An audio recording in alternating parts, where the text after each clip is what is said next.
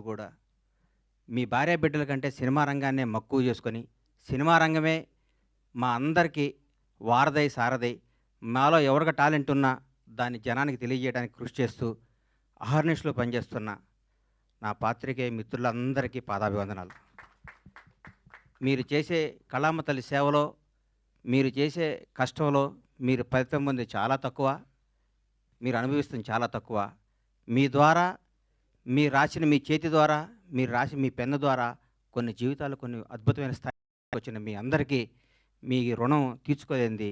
మీ అందరినీ ప్రతి ఒక్క తెలుగు ఇండస్ట్రీలో ఉన్న ప్రతి ఒక్క టెక్నీషియన్ కానీ, ఆర్టిస్ట్ కానీ, ప్రతి ఒక్క నిర్మాత కానీ మిమ్మల్ని హృదయాల్లో పెట్టుకొని చూసుకోవాలి. ఎందుకంటే మిమ్మల్ని ప్రేమించి తప్ప మీకు మేమిచ్చి కొనలేము, మీ అభిమానాన్ని మేము పొందలేము.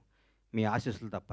మీ అందరికీ ఫస్ట్ ఉదయపూర్వక ధన్యవాదాలు తెలియజేస్తున్నాను. ఎందుకంటే దాదాపు 7 సంవత్సరాల తర్వాత సినిమా రంగం మీడియా ద్వారా రావడం జరిగింది.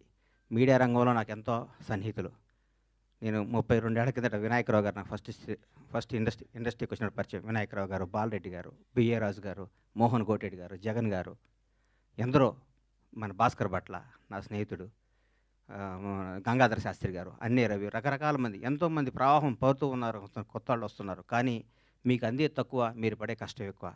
మీ విలువ తీర్చుకోలేంది, మీరు చేసే శ్రమకి వెల కట్టలేంది. మీ అందరికీ హృదయపూర్వక ధన్యవాదాలు. గబ్బర్ సింగ్.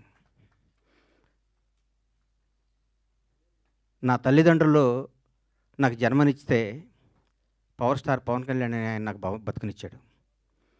పవన్ కళ్యాణ్ గారి గురించి ఎంత చెప్పుకున్నా నేను తక్కువే. నేను ఆర్థికంగా ఎంత స్థాయికి వెళ్ళినా కానీ పవన్ కళ్యాణ్ లేకపోతే నాకు ఇప్పుడు ఈ క్రేజు, ఈ పేరు ఉండేది కాదు. మామూలుగా చిన్న చిన్న వేషాలు వేస్తూ ఉండి, అప్పటికి కూడా ఏ రోజు కూడా బండ్లా గణేష్కి క్యారెక్టర్ కావాలి, ఈ క్యారెక్టర్ బండ్లా గణేష్ అనే స్థాయికి నా జీవితంలో రావటం జరగలేదు. వేషాలు వేయటం జరుగుతూ ఉండేది, రకరకాలు ఉండేది. ఒకనొక టైంలో అప్పుడు అసిస్టెంట్గా ఉన్న మా blockbuster director Harish Shankar గారు కూడా నాకు ఒక చింతకాయల రవి అనే సినిమాలో నన్ను రికమెండ్ చేసి అమెరికా పంపించారు అప్పట్లో. అప్పటి నుంచి మా సన్నిహిత సంబంధాలు మాకుండేవి. నన్ను నిర్మాతం చేశారు పవన్ కళ్యాణ్ గారు. ఒకరోజు పిలిచి, ఎందుకో ఈ పిచ్చి నా కొడుకు ఆడి పేరు రాసుకున్నాడు రా, ఒక్కసారి ఆ పేరు రౌండ్ చేసుకున్నాడు అంటే వాళ్ళ నీతులు కూడా, నువ్వేంటే గణేష్ సినిమా చేయటం అంటే కూడా నేను మాట ఇచ్చాను. నన్ను నేను నమ్ముకోలేని పరిస్థితి, నేను నిర్మాత చేస్తాను. నేను షాక్ అయ్యి, నేను పవన్ కళ్యాణ్. అప్పటి నుంచి మా సన్నిహిత సంబంధాలు మాకుండేవి. నన్ను నిర్మాతం చేశారు పవన్ కళ్యాణ్ గారు. ఒకరోజు పిలిచి, ఎందుకో అన్నాడు, గని నువ్వు సినిమాలు చేస్తావు, నేను నిర్మాత చేస్తాను. నేను షాక్ అయ్యి, నేను నమ్మలేదు. నన్ను నేను నమ్ముకోలేని పరిస్థితిలో కూడా నన్ను నిర్మాత చేస్తే చాలామంది ఆయన అభివృద్ధి కోరుకుని ఆయన సన్నిహితులు కూడా, నువ్వేంటే గణేష్ సినిమా చేయటం అంటే కూడా నేను మాట ఇచ్చాను, మాట తప్పను అని నన్ను నిర్మాతం చేసిన పవన్ కళ్యాణ్ గారికి ఈ సందర్భంగా ఇంకొకసారి పాదాభివందనాలు తెలియజేసుకుంటున్నాను. గబ్బర్ సింగ్ ఒక చరిత్ర.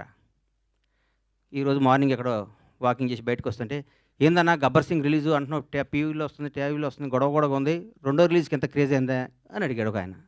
నేనన్నా, హిందువులకి భగవద్గీత, ముస్లింలకి ఖురాన్, క్రైస్తవులకి బైబిల్ ఎంత పవిత్రమైందో పవన్ కళ్యాణ్ అభిమానులకు కూడా గబ్బర్ సింగ్ ఎంత పవిత్రమైందిరా బాబు, అది అప్పుడు ఆ చిరస్థాయిగా గుండెల్లో ఉండిపోయేది అని చెప్పాను. దాని గురించి మనం ఏం చేయలేం. ఈ సినిమా అణువణువున ఏ బ్రహ్మ ముహూర్తాన భగవంతుడు ఈ ముహూర్తాన్ని క్లాప్ కొట్టించాడో కానీ, ఏ బ్రహ్మ ముహూర్తాన్ని హరీష్ శంకర్ గురించి చెప్పాలి. హరీష్ శంకర్ అనేవాడు జీవితంలో కోపానికి పగకి తేడా ఉంటుంది. కోప్పడేవాడు ఎవడో హానికరదు. కోపం అనేది నీడపాము లాంటిది, అది కరిచిన ప్రమాదం లేదు. పగ అనేది నాగుపాము లాంటిది, కరిస్తే చచ్చిపోతాం. మేమందరం కోప్పడే బ్యాచ్ అది. మేము ఏదన్నా గబ మాట్లాడుతుంటాం కానీ మేము ఏది మనసులో పెట్టుకోం. మాకు ఆ క్షణాన్ని ఆ పని అయిపోవాలి, ఆ క్షణం అది అయిపోవాలి. అంతేగాని మాకు కోపమో, మాకు ఈగోనో, మాకు మాట్లాడటం రాదని మీరు అనుకోవద్దు. మేము చాలా చిన్న స్థాయి నుంచి వచ్చిన వాళ్ళం కాబట్టి, చిన్న కుటుంబాల నుంచి వచ్చిన వాళ్ళం కాబట్టి, ఈ రంగుల ప్రపంచంలో మాకు స్థాయి వచ్చింది కాబట్టి, ఈ రంగుల దాంట్లో మాకు పేరు వచ్చింది కాబట్టి, దీన్ని నిలుపుకునే తాపత్రంలో మేము గబగబా మాట్లాడి కొన్ని తప్పులు చేస్తే దాన్ని మీరు మనసుకు తీసుకొని మమ్మల్ని హర్ట్ చేశాడు, మీ చేతిలో పెన్ అనే ఆయుధంతో మా జీవితాన్ని మీద మచ్చరాయకూడదని మనస్ఫూర్తిగా మీకు కోరుకుంటూ, మీ ఆశీస్సులు ఉండాలని ఆశిస్తూ, మీ అందరి ఆశీస్సులతో మేము పైకి రావాలని ఇంకొకసారి కోరుకుంటున్నాం.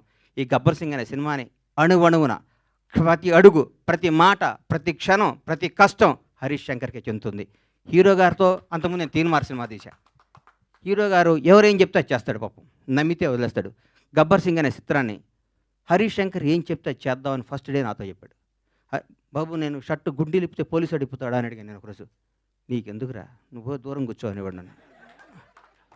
ఆయన ఆయన ప్రతి ఒక్కటి అంత గొప్ప సినిమా 12 సంవత్సరాల కెరీర్లో ఆ ప్రయాణంలో ఒక్కొక్కళ్ళు మల్లెపూలు ఇస్తే కొంత తల్లో పెట్టుకుంటారు, కొంత ఎక్కడో పెట్టుకుంటారు. హరీష్ శంకర్ని వాడుకునేవాడికి తెలుస్తుంది హరీష్ శంకర్ పవర్ ఏంటో. వాడుకోనాడు ఎక్కడో పెట్టుకుంటే మనం ఏం చేస్తాం దానికి. ఇప్పుడు మల్లెపూలు ఉంటాయి, కొందరు తల్లో పెట్టుకుంటారు, కొందరు దేవుడి దగ్గర పెడతారు, కొందరు ఇంకెక్కడో పెడతారు. మా హరీష్ శంకర్ అనే ఒక డైమండ్ని ఎక్కడో పెడుతున్నారు. హరీష్ శంకర్ అనేవాడు నాకు వస్తే, హరీష్ శంకర్ అనేవాడు ఎక్కడితే ఆ పువ్వు అనేవాడిని ఎట్లా నేను చూపిస్తాను. నేను హరీష్ శంకర్ అనేవాడిని అద్భుతంగా ఒక సీసాలో ఒక అద్భుతమైన సీసాలో సారా పోతే సారా సీసా అవుద్ది, పాలు పోతే పాలు సీసా, అమృతంతో అమృతం సీసా అవుద్ది. హరీష్ శంకర్ అనేవాడు సీసాలు అంటాడు. ఆ సీసాలో అద్భుతమైన సినిమా కథ చేసుకుంటే హరీష్ శంకర్ తెలుగు ఇండస్ట్రీలో రాబోయే 25 ఏళ్ళు డైరెక్టర్గా నంబర్ 1గా ఉంటాడు. నాకు తెలుసు హరీష్ శంకర్ అంటే ఏంటో, నాకు తెలుసు. పవన్ కళ్యాణ్ గారి గురించి ఏం చెప్పమంటారు, ఎందుకు చెప్పమంటారు, ఎన్నేం చెప్పమంటారు. ఒక గొప్ప మానవత్వం గల వ్యక్తి, ఒక నిజాయితీ గల నిబద్ధత గల వ్యక్తి, నీతివంతుడు. తన కోసమే కాదు, తన బిడ్డల కోసమే కాదు, తన బిడ్డల కోసం, తన కుటుంబం కోసం అంటే సంవత్సరానికి ఒక సినిమా చేసుకుంటూ ఎవరిని కలపకుండా 6 నెలలు ఇక్కడ, 6 నెలలు ఫారిన్లో, 6 నెలలు జనానికి కనపడకుండా నెలకు 10 రోజులు షూటింగ్ చేసుకుంటూ సంవత్సరానికి భారతదేశంలో ఏ నటుడు పొందనంత అత్యధిక రెమ్యునేషన్ పొంది కూడా హాయిగా బతకగల కెపాసిటీ ఉన్న పవన్ కళ్యాణ్ ఈరోజు జనం కోసం కుటుంబాన్ని వదిలేసి, పిల్లల్ని వదిలేసి, తన సుఖాలను వదిలేసి, అన్నీ వదిలేసి అహర్నిశలు పోరాడి 10 సంవత్సరాలు, దాదాపు 10 సంవత్సరాల పాటు, 10-12 సంవత్సరాల పాటు ప్రజల కోసం పోరాడి ఈరోజు ఒక స్థాయిలో ఉన్నారు. నేను పూర్తి స్థాయిలో ఉన్నాను నేను చెప్పను, ఎందుకంటే నేను ఆయన ఎక్కడో ఊహించుకున్నాను. అది అవుద్ది, ఆయన రోజు నేను మాట్లాడతా. పవన్ కళ్యాణ్ ఒక నిబద్ధత గల వ్యక్తి, నిజాయితీగా బతికే మనిషి, నీతిగా బతికే మనిషి. నన్ను ఒక ఆయన, అరే హీరో పవన్ కళ్యాణ్ గారు ముఖ్యమంత్రి అయ్యారు కదా, ఒక చిన్న పని చెప్తా ఉన్నాడు. నేను పైనుంచి కింద చూశాను, నిన్ను నన్ను కొడతాడు నాయన, మన కొందరిని దూరం నుంచి చూడాలి, కొందరు దగ్గరికి వెళ్తాను ట్రై చేయకూడదు, మనకు అనవసరం అవన్నీ, ఆయన ఎప్పుడు పిలిస్తే వెళ్తాను వదిలే అని చెప్పాను. అట్లాంటి పవన్ కళ్యాణ్ గారితో గబ్బర్ సింగ్ లాంటి సినిమా తీయటం, దాన్ని రిలీజ్ చేయాలని 1 year బ్యాక్ నేను, నా మిత్రుడు మర్చిపోయాను. ఈ గబ్బర్ సింగ్ అనే సినిమాని ఎట్లా రిలీజ్ చేయాలంటే దీన్ని హీరో గారిని నాకంటే ఎక్కువ ప్రేమించేవాడు ఎవరున్నారు, ప్రేమించి ఈ సినిమా రిలీజ్ చేయాలి, ప్రేమించి ఈ సినిమా డైరెక్ట్ చేశాడు హరీష్ శంకర్, ప్రేమించి ఈ సినిమా తీశాను నేను, ప్రేమించి అద్భుతంగా మ్యూజిక్ చేశాడు దేవిశ్రీ ప్రసాద్. ప్రతి ఒక్కళ్ళు, రమేష్ రెడ్డి గారు కానీ, సతీష్ కానీ, ఆ కోడైరెక్టర్లు కానీ, మా బాబీ కానీ, రామారావు గారు కానీ, ప్రతి ఒక్కళ్ళు ఈ సినిమాకి, మా విజయ్ కానీ డైరెక్టర్ అయ్యాడు విజయ్ కానీ, ఒక్కళ్ళు కాదు, మా హనుమంతరావు గారు కానీ, మా సుబ్రహ్మణ్యం కానీ, మా అయ్యప్ప కానీ, మా ప్రొడక్షన్ కానీ, మా టీం, మా శ్రీనివాస్ గారు కానీ, ప్రతి ఒక్కళ్ళు ఈ సినిమా ఇది కొట్టాలి సార్, ఇది కొట్టాలి, ఇది పండగ.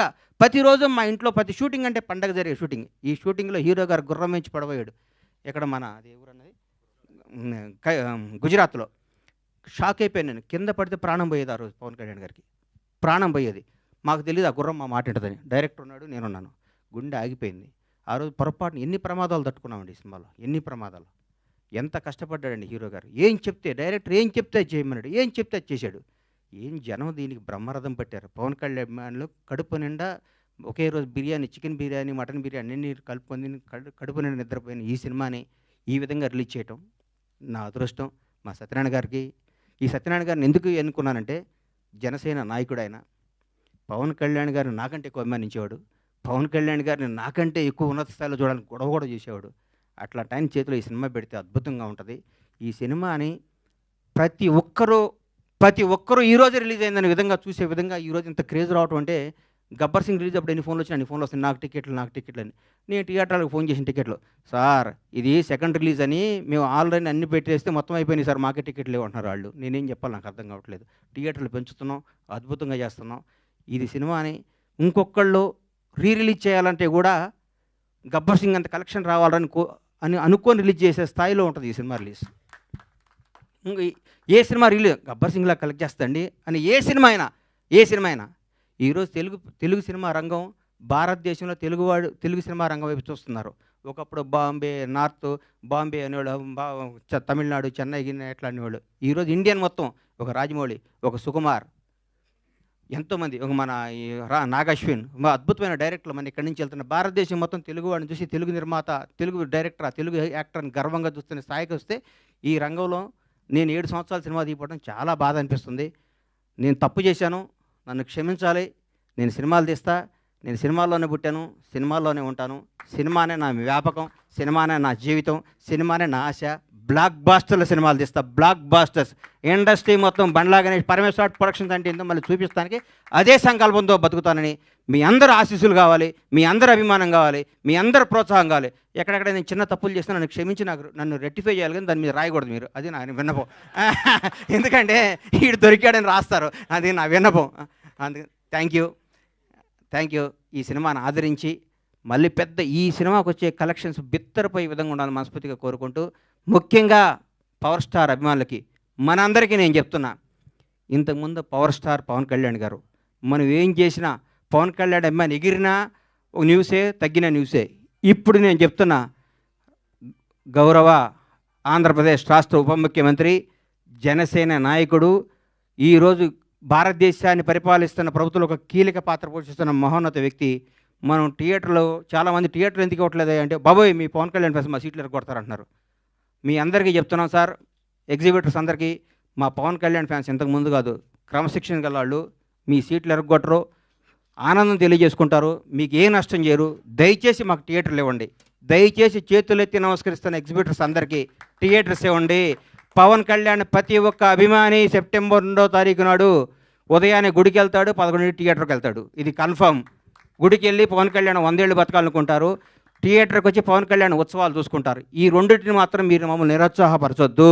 దయచేసి ఆంధ్రప్రదేశ్లో ఉన్న తెలుగు రాష్ట్రాల్లో ఉన్న ప్రతి ఎగ్జిబిటర్కి చేతులెత్తి నమస్కరిస్తే రిక్వెస్ట్ చేస్తున్నా, థియేటర్ ఇవ్వండి. మీ థియేటర్ పవన్ కళ్యాణ్ ఫ్యాన్స్ తరపున, పవన్ కళ్యాణ్ అభిమానుల తరపున, ఒక అభిమానిగా, పవన్ కళ్యాణ్ భక్తుడుగా నేను మీ అందరికీ మాటిస్తున్నాను, మా వాళ్ళు థియేటర్లు ఎరగొట్టరు, థియేటర్లు ఆగం చేయరు.